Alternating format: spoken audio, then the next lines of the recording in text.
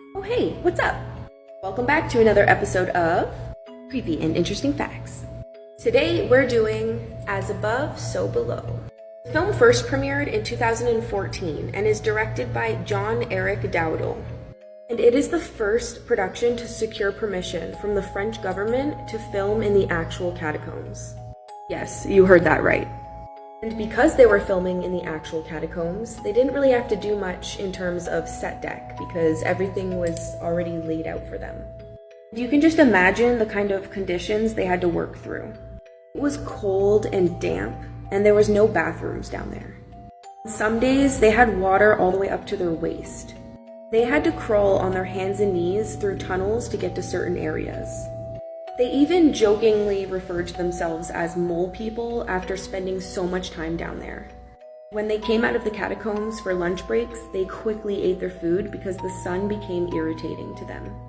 And they had to limit the amount of equipment that they can bring down there. So a lot of the lighting is simply just the headlamps that are on the actors. So you may be wondering, how did those bodies even get there? It began when Louis XVI was the King of France.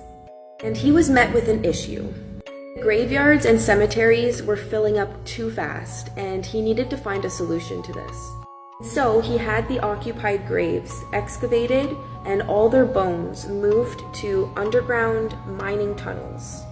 It is said that the 200 miles worth of tunnels that are 5 stories deep in the ground are filled with over 6 million people's bodies.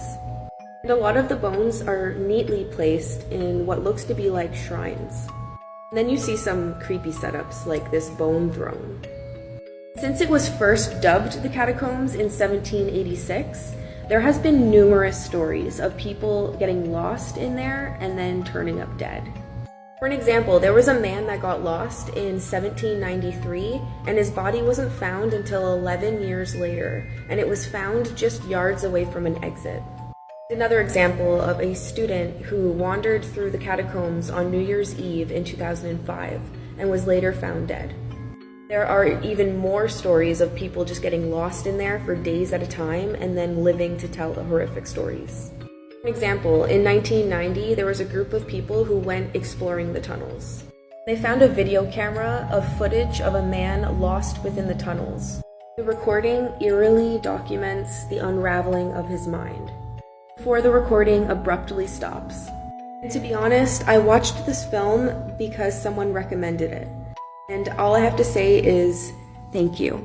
And this scene fucked me up. Thanks for watching. Bye. Let me know what movie you want me to do next.